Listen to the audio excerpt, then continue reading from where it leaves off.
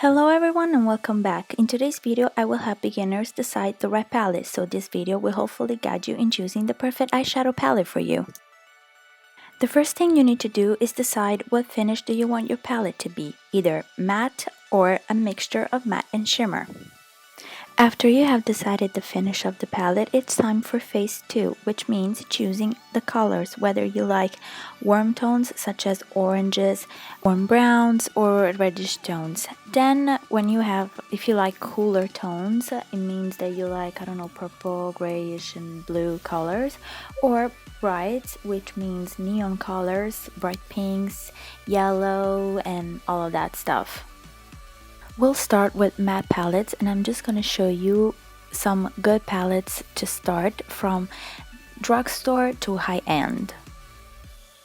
The first palettes from the drugstore are the one from Makeup Revolution, and I have the Essential Matte, and I think that it's really cool to start. And I think that overall it's nice to have like an all matte palette. I think it can always be useful.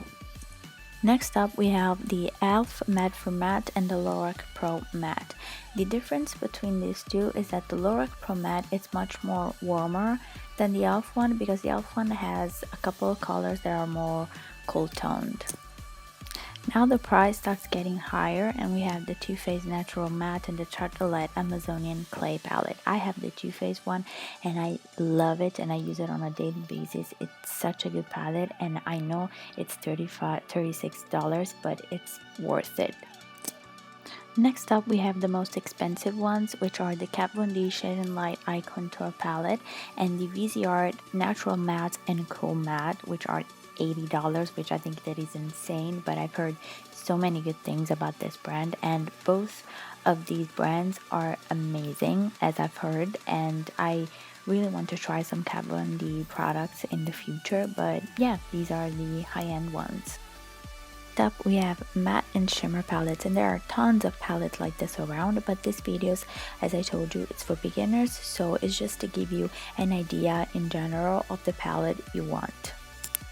The first palettes I'm going to show you are the Makeup Revolution ones, and they are the iconic palettes. Now, these palettes are basically dupes for the Urban Decay Naked palettes, which I think that is great because naked palettes are pretty expensive, so if you're looking for a cheaper alternative, then these are absolutely perfect. I have the Iconic 3 and it works just as fine. These E.L.F palettes are really cute. The only difference is that Need and Nude is much more warm toned than the Everyday Smoky, so again, in this case, it all depends on which shades you like the most. The NYX palettes are really cute, but they are kind of small palettes. I mean, I've only seen them on the internet, and I thought that they were bigger, but when I saw them in store, they were actually like a bit smaller. But again, for beginners, they are just really good. People have been raving about the Morphe Brushes palette, and I don't own any of these palettes, but I went on their website and I chose the two that might just go well for beginners, and are the 35O and the 35K. Now we go on the pricey side, and we have the Too Faced palettes, which are the Natural Eyes, the Chocolate Bar, and the Semi-Sweet Chocolate Bar. The Natural Eyes is just a matte and shimmer version of the Natural Matte palette, and I don't know, I think it can also be really cute because the packaging is also like kind of small, so I think it's perfect even for traveling.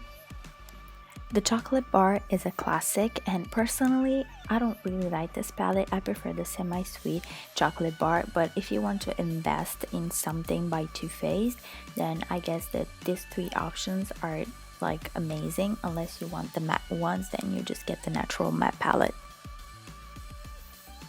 I really like the Zoeva brand, and they have tons of palettes on their website, smaller, but I think that for beginners, if you want to invest in something, I think that these two palettes that recently came out are really cute, and I really like the Nude Spectrum one, and hopefully I will get it someday.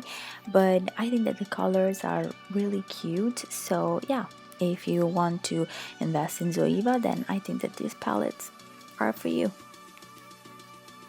Getting closer to high-end, we have the Lorac Pro palette and the Tartelette In Bloom palette. I own the Lorac Pro palette, and trust me, it's the most perfect palette ever because it has the first row all matte shadows and the second one all shimmer, and it's my travel palette. Like everywhere I go, this palette comes with me. Lastly, we have the so loved Urban Decay Naked palette. I own the Naked 2 because I wanted to invest in one of these three. I don't like the Naked one, and I like the Naked 3, but I'm not really a pink eyeshadow person, and I didn't want to spend so much money on that palette, so I bought the Makeup Revolution Iconic 3. But these palettes are amazing. They are the perfect nude palettes for every need. So if you really want to go like high end, if you really want to invest in something that will last for a long time, then these palettes are just the ones for you. Lastly, we have the bright palettes, and I don't know, the bright palettes, I think that they are really cool, and I love bright colors. And these three palettes are just an option if you already have like a nude palette and want to start playing with colors. I think that these three are perfect to start. And we have the Makeup Revolution AC Bright palette that is really cheap, but again really good. Then we have the NYX Ultimate Shadow palette in the shade Bright, and then the Urban Decay Electric palette. So yeah, that's it guys for today. I hope you liked this video. Don't forget to like, comment and subscribe, and hopefully I will see you in my next one. Bye!